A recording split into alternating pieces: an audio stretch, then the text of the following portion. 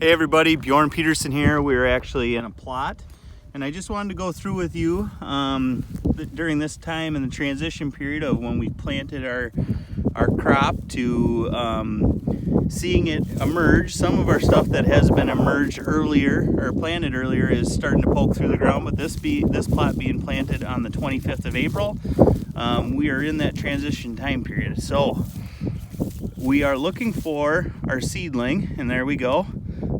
This is a product called 5077 Double Pro.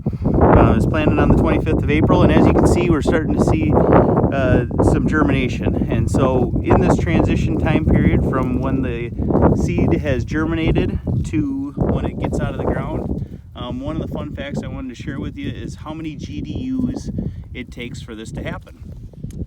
So corn plants are looking for about, well, right between 100 and 120 GDUs to pop out of the ground. And soybeans are in a very similar state. Soybeans need around 130 GDUs to pop out of the ground. Now, the really interesting thing is when we start looking at the next couple weeks, or I should say next week, our forecast is going to get relatively cool here in Minnesota. We're getting it lows into the mid 30s. Really critical time period in that transition time period of that seed being below ground to above ground is just having enough energy.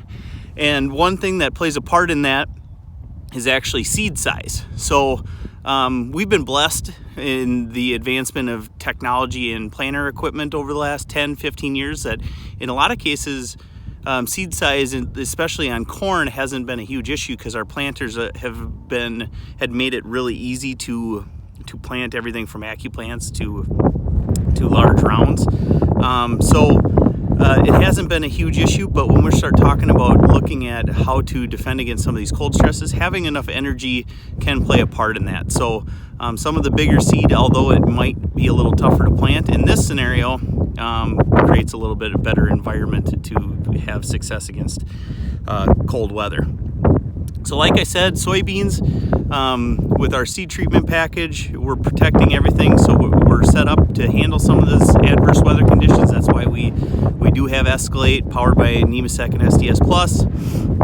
But the real key here is that it takes a little bit of heat to get the plants out of the ground. 130 GDUs, growing degree units on soybeans, and 100 to 120 on corn. And really, I mean, GDUs, if you're not familiar, it's really just an adequate measure of how much heat we're getting. You're taking an average temperature of the day, subtracting 50 degrees, and really that's how you're getting your GDU accumulation, and that's your cook time, if you will, for your corn and soybean plants to get to maturity. So looking at grade size at this time of the year, the last couple weeks, it usually is focused mainly on the planting and what is the best for your planter to get adequate spacing, but it can also play a little bit of a part with adverse weather conditions. So couple warm days and we'll start seeing some of these varieties pop up, but right now we're just gonna hunker down and wait for this cold snap to come through. Have a great day. If you have any questions or would like one of these seed depth indicators, feel free to give me a call, 507-720-8996, or shoot me an email or talk to your local dealer. Email is bjorn.peterson@bexhybrids.com. Thanks. Have a great day.